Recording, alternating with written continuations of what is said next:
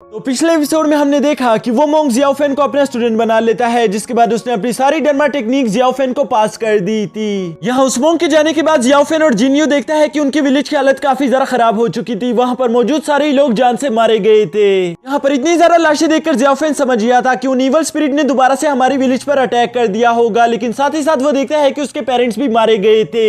जिस बात का जियाओ फेन को यकीन नहीं आ रहा था, लेकिन जिनयू रोते हुए कहता है कि ये बात बिल्कुल सच है, हमने अपने पूरे खानदान को खो दिया। अब आगे तो नेक्स्ट एपिसोड शुरू होता है और हम देखते हैं कि एक आदमी जिसका नाम मास्टर इकाई था, वो इन दोनों को लेकर किंग्यू सेट लेकर जा रहा था, जहां वो इन दोनों को बताता है कि मैंने तुम लोगों की हालत देखी और मैंने वहां पर मौजूद वो सारी लाशें भी देखी, जिससे मुझे एक बात का अंदाजा तो हो ही गया कि वहां पर सारे ही लोग जान से मारे गए हैं। हम में से कोई भी नहीं जानता कि आखिर ये हादसा कैसे हुआ, इसलिए हमारे मास्टर तुमसे कुछ सवाल करेंगे। अगर तुम लोगों को इसके बारे में कुछ भी मालूम हो तो उन्हें सब कुछ सच सच बता देना, यही आप लोगों के लिए सबसे ज्यादा बेहतर होगा। यहाँ मास्टर इकाई अभी इन दोनों को ये सब बता ही रहे थे कि तभी हमें दिखाया जाता है कि वहां पानी से एक बहुत बड़ा ड्रैगन बीस्ट निकलकर बाहर आ गया था, जिसकी वजह से मास्टर इकाई बड़ी तेजी के साथ इन दोनों को पकड़कर उस पानी को डॉज कर लेते हैं। और यहाँ पर हमें दिखाया जाता है कि वो ड्रैगन स्पिरिट काफी ज्यादा गुस्से में दिखाई दे रही थी। वो इसीलिए क्योंकि वो यहाँ पर जियाओ फेन की बॉडी में इतनी ज्यादा एनर्जी देखकर काफी ज्यादा हैरान हो गया था, जिस पर मास्टर इकाई उन्हें रोकते हुए कहते हैं कि ये यहाँ पर हमारे मेहमान है, इन दोनों को यहाँ पर मास्टर ने बुलवाया है, इसलिए तुम इन दोनों को यहाँ पर कुछ नहीं कह सकते। जिस पर हम देखते हैं कि वो ड्रैगन स्पिरिट उन्हें वहीं पर छोड़कर वापस पानी में चला गया था। यहाँ मास्टर इकाई उस ड्रैगन का ये सीन देखकर काफी ज्यादा शॉक हो गई थे। वो कहते हैं कि कभी भी स्पिरिट ड्रैगन ने पहले ऐसा कुछ नहीं किया, यह हजारों साल से इस किंग्यू सेट की हिफाजत कर रहा है। मुझे नहीं मालूम कि अचानक से इसने ऐसा बर्ताव क्यों किया, वरना तो ऐसे ये कभी नहीं करता। जिसके बाद मास्टर इकाई इन दोनों से कहते हैं कि तुम्हें इससे डरने की कोई जरूरत नहीं, क्योंकि तुम दोनों ने कभी भी कोई गलत काम नहीं किया और इसलिए ये तुम दोनों को जान से कभी नहीं मारेगा। और ये कहते साथ ही वो जिनयू को लेकर वापस किंग्यू सेट के मेन हॉल की तरफ रवाना हो गया था, जबकि जियाओ फेन अभी भी वहीं पर खड़ा होकर उसी ड्रैगन के बारे में सोच रहा होता है। और इसी के साथ हमें जियाओ फेन के पास का एक विजन दिखाया जाता है, जहां वो मोंग जियावियन से कह रहा था कि अपनी पावर्स के राज जानने के लिए तुम्हें टियानयिन टेंपल को ढूंढना होगा। साथ ही साथ वो जियाओ फेन को एक स्पिरिचुअल बीट भी देता है और इसी के साथ वो उसको बताता है कि ये स्पिरिचुअल बीट तुम्हें तुम्हारी किस्मत तक ले जाएगा।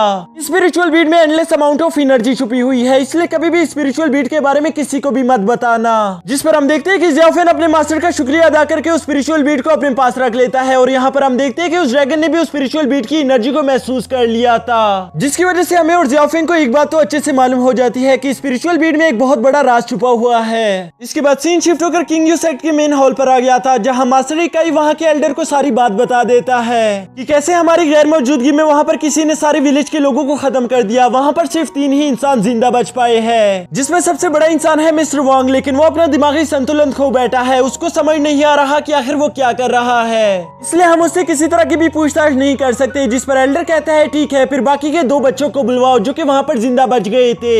यहाँ ये बात सुनते हम देखते हैं कि जियाओ फेन और जिनयू दोनों ही मेन हॉल में एंटर हो गए थे, जहाँ वो एल्डर के सामने आकर अपने घुटनों के बल झुक जाते हैं। यहाँ एल्डर उन दोनों से कहता है कि बताओ तुम दोनों ने उस रात क्या देखा था और तुम्हें क्या लगता है कि उन सब लोगों की मौत कैसे हुई। जिस पर हम देखते हैं कि जिनयू ने बताना शुरू कर दिया था और वो बताता है कि मैं तो अपने घर में सो रहा था, फिर जब मेरी आंख खुली तो मैं एक जगह पर बेहोशी की हालत में पड़ा हुआ था और होश आने के बाद मैंने जैसे ही देखा वहां पर सारे लोग जान से मारे गए थे और मुझे नहीं मालूम कि वो सब कैसे हुआ। इसके बाद हम देखते हैं कि एल्डर जियाओ फेन से बिल्कुल सेम सवाल करता है, जिस पर जियाओ फेन उन्हें सब कुछ सच सच बता देना चाहता था, लेकिन उस मोंग ने उसे सब कुछ बताने से मना किया था। इसलिए यहाँ पर जियाओ फेन को समझ नहीं आ रहा था कि आखिर वो एल्डर को क्या जवाब दे। तभी जिनयू उसकी तरफ से जवाब देते हुए बताता है कि ये तो मेरे से भी बाद में होश में आया, यानी इसको भी कुछ मालूम नहीं होगा, क्योंकि हम दोनों की हालत बिल्कुल सेम थी। हम दोनों ही बेहोशी की हालत में वहां पर पड़े हुए थे और पता नहीं कैसे हम दोनों की फैमिली भी उस रात वहां पर मारी गई। जो कहते साथ ही हम देखते हैं कि जिनयू काफी ज्यादा इमोशनल हो गया था और इसी वजह से वो रोना शुरू कर देता है, जिस पर एल्डर समझ गए थे कि इन दोनों को कुछ भी मालूम नहीं और इसलिए वो इन दोनों को यहाँ से जाने के लिए कह देते हैं। जिसके बाद हम देखते हैं कि वहां पर मौजूद डाजू फैमिली का लीडर काफी ज्यादा गुस्से में दिखाई दे रहा था और वो कहता है कि आखिर हम किस नाम के लीडर है, हम तो सिर्फ अपनी एक विलेज को भी नहीं बचा पाए, हमारी नजरों के सामने हमारी सारी विलेज तबाह हो गई और हम यहाँ पर सिर्फ बैठे रह गए।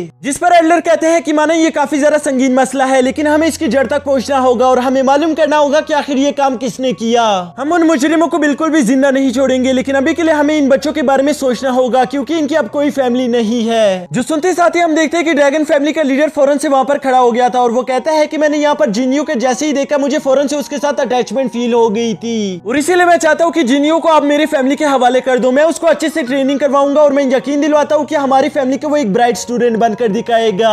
साथ ही साथ वो कहता है कि जहां तक जियाओ फेन का सवाल है तो हम उसको डाउजी फैमिली के हवाले कर सकते हैं, मुझे पूरा यकीन है कि वो उसका अच्छे से ख्याल रखेगी। जो सुनकर हम देखते हैं कि डाउजी फैमिली के लीडर को काफी ज्यादा गुस्सा आ गया था, क्योंकि वो जानता था कि वो अच्छे स्टूडेंट को अपने पास रख रहा है जबकि बुरे स्टूडेंट को मेरे हवाले कर रहा है। लेकिन तभी एल्डर कह देते हैं कि हाँ, मुझे तुम्हारा प्लान काफी अच्छा लगा, तो इसलिए ये बात तय हो गई कि आज से इन दोनों बच्चों का ख्याल तुम्हारी फैमिलीज रखेगी। और इस फैसले की वजह से हम देखते हैं कि डाउजी क्लैन का लीडर अब कुछ नहीं कह पा रहा था, उसे मजबूरन जियाओफेन को अपनी फैमिली के पास रखना ही पड़ता है। इसके बाद सीन शिफ्ट होकर बाहर बैठे जियाओफेन और जिन्यू पर आ गया था, जो कि काफी ज्यादा उदास दिखाई दे रहे थे। तभी मास्टर इकाई उनके पास आकर उन्हें अपना फैसला सुना देते हैं। वो उन्हें बताता है कि एल्डर ने क्या फैसला किया है और आज के बाद दो अलग फैमिलीज तुम दोनों को अपने पास रखेगी, तुम्हें इन दोनों के साथ अलग अलग होकर जाना ही होगा। जिस पर हम देखते हैं कि इन दोनों का आपस में बिछड़ने का बिल्कुल भी दिल नहीं था, लेकिन आखिर इन दोनों की भी मजबूरी थी। इसलिए जिन्यू फौरन से जियाओफेन के गले लगते हुए उससे कहता है कि मेरे भाई, हमेशा अपना ख्याल रखना और हो सके तो किसी को भी अपने आप को बुली मत करने देना। अगर किसी ने भी तुम्हें परेशान किया तो उसके बारे में मुझे बता देना।